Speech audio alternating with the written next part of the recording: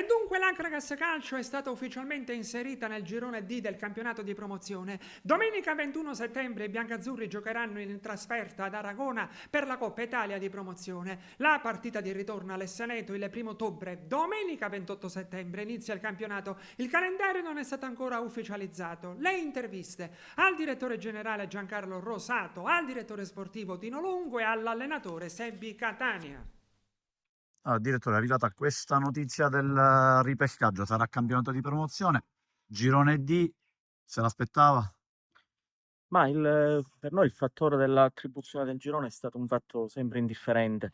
Era importante esserci nell'organico delle squadre di promozione, però il girone sinceramente non è stato mai attenzionato più di tanto. Indubbiamente ci avrebbe fatto maggiormente piacere essere collocati nel girone territoriale, diciamo, più di appartenenza insieme alle altre Agrigentine e alle Trapanesi, però va bene così, insomma. Il primo impegno ufficiale sarà in Coppa Italia, si giocherà ad Aragona, la Coppa Italia che non può essere sottovalutata perché è un impegno ritenuto importante anche ai fini di eventuali promozioni.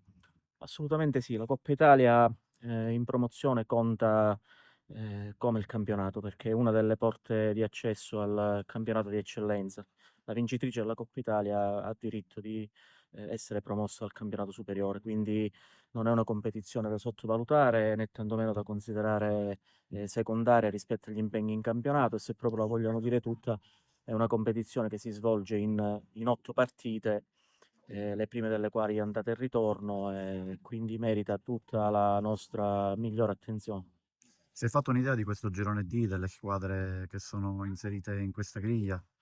Sinceramente no, perché non le conosco. Abbiamo incontrato in amichevole il Santa Croce, però di altre formazioni, insomma, ne conosciamo solo di alcune, l'antico blasone, come per esempio lo Scicli, la prima formazione mi viene in mente, però sinceramente sappiamo veramente molto, molto poco. Sappiamo che a prescindere dalla consistenza degli avversari, dalla composizione del girone, l'Acreas deve pensare a fare il proprio campionato, perseguire i propri obiettivi con la massima considerazione e rispetto per tutti, ma non perdendo mai di vista qual è il nostro obiettivo. Dal punto di vista logistico cambia molto invece.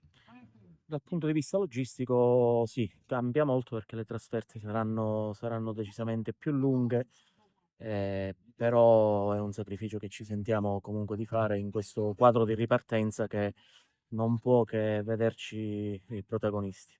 Beh, sì, per noi era importante che arrivasse questa notizia, era nell'aria, però eravamo ottimisti in ogni caso. Ecco, che inseriti nel girone D, che girone è? Che idea si è fatto? Sinceramente non conosco nessun girone della promozione, né B o A. Per noi non deve essere un alibi qualsiasi girone che ci hanno messo, noi dobbiamo pensare a noi stessi e capire un attimo che ogni domenica per noi è una finale. Ecco, sarà un campionato, come lo prevede? Quel campionato sarà?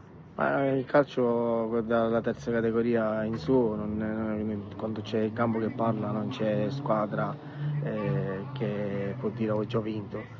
Quindi ogni domenica sarà una battaglia, noi siamo l'Agrias e quindi andremo a giocare dove ci aspetteranno tutti, anche perché essendo una città importante, essendo anche una storia importante, sicuramente avremo sempre battaglie ovunque andremo.